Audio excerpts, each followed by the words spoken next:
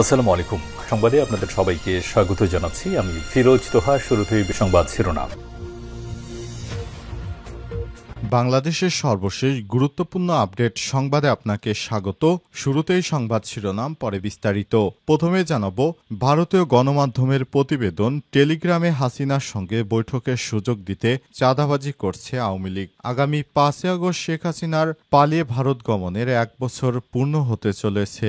এই সময়ের মধ্যে তার দল আওয়ামী লীগ একাধিক সংকটে পড়েছে বলে জানিয়েছে ভারতের সংবাদ মাধ্যম নিউজ 18। গণমাধ্যমটি দলের একাধিক শীর্ষ নেতার সঙ্গে কথা বলে তথ্য নিশ্চিত করেছে। দলটি বাংলাদেশে নিষিদ্ধ, যদিও এটা দলটির জন্য অপ্রত্যাশিত নয়। কিন্তু যে উপায় টেলিগ্রাম ভিত্তিক আলোচনায় অংশ নেওয়ার সুযোগ করে দিতে অর্থ আদায় করা হচ্ছে, নানা অননুমোদিত টেলিগ্রাম গ্রুপ গজে উঠছে। এমনকি নিরাপত্তা বাহিনীর সদস্যদেরকে এই গ্রুপে ঢুকে পড়ার সুযোগ দেওয়া হয়েছে। তাতে করে সব ঘটনায় নেতাকর্মীরা বিপাকে পড়ছেন বলে দাবি দলটির নেতাকর্মীদের। জানাবো, আমরা ভিক্ষা নই, আমাদের অধিকার চাই, বলছেন ফিলিস্তিনিরা।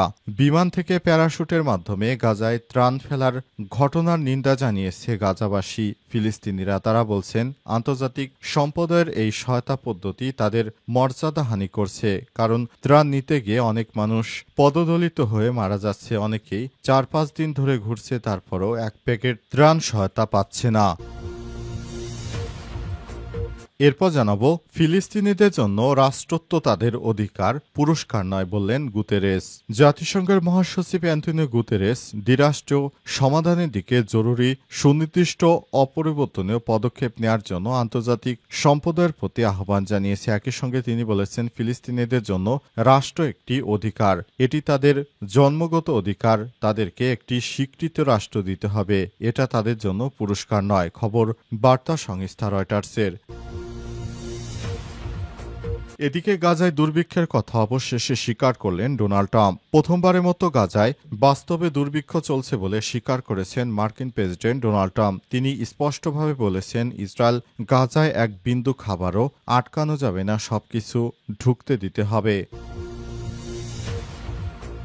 এদিকে ট্রাম্পের যুদ্ধবিরতি ঘোষণা নিয়ে মোদির তীব্র সমালোচনা প্রিয়াঙ্কার।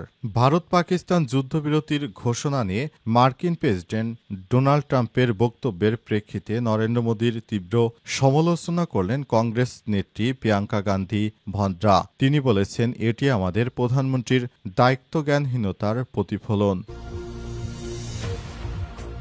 ভারতীয় গণমাধ্যমের প্রতিবেদন, টেলিগ্রামে হাসিনার সঙ্গে বৈঠকের সুযোগ দিতে চাঁদাবাজি করছে আওয়ামী লীগ। আগামী 5 আগস্ট শেখ হাসিনার পালিয়ে ভারত গমনের 1 বছর পূর্ণ হতে চলেছে।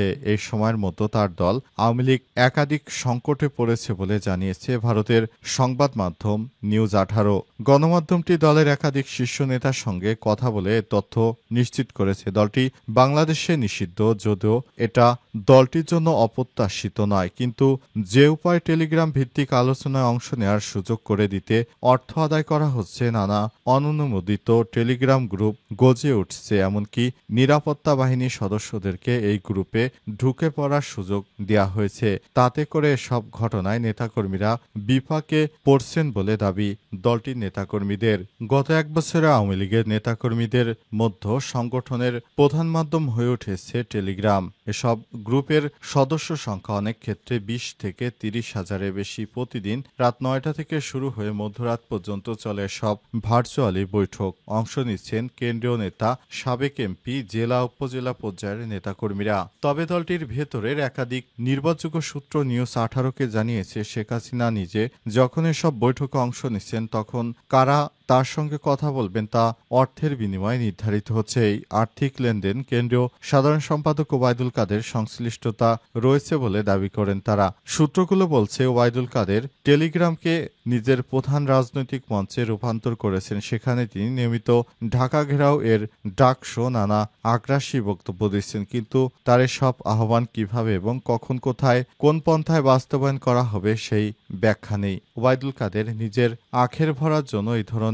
কর্মসূচি দিচ্ছেন বলে মন্তব্য করেছেন চ্যানেল নিউজ 18। তারা জানিয়েছে, এর ফলে ওবায়দুল কাদের একাই লাভবান হচ্ছেন। আমরা ভিক্ষা নই, অধিকার চাই। বিমান থেকে প্যারাশুটের মাধ্যমে ত্রাণ ফেলার ঘটনার নিন্দা জানিয়েছে গাজাবাসী। তারা বলছেন, আন্তর্জাতিক সম্পদের এই সহায়তা পদ্ধতি আমাদের মর্যাদাহানি করছে, আমাদের প্রাণহানি করছে। গাজার আকাশ থেকে ত্রাণ ফেলার প্রসঙ্গে স্থানীয় বাসিন্দা আহমেদ ফায়েজ ফায়েদ ক্ষোভ প্রকাশ করে বলেছেন, আমরা কুকুর নই যে খাবারের জন্য আকাশের দিকে তাকিয়ে থাকবো বা এক টুকরো রুটির জন্য লড়াই করব।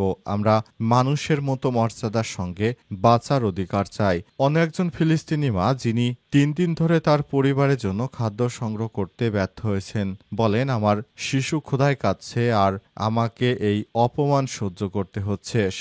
সহায়তা নয়, আমাদেরকে ন্যায্য অধিকার দেয়া হোক। বিমান থেকে ফেলা বেশিরভাগ সহায়তা সমুদ্র কিংবা যুদ্ধবিধ্বস্ত এলাকায় পড়ছে, যা সংগ্রহ করা বিপজ্জনক হয়ে দাঁড়িয়েছে। এছাড়াও অনেক সময় সহায়তার প্যাকেট মাটিতে পড়ে ভেঙে নষ্ট হয়ে যাচ্ছে।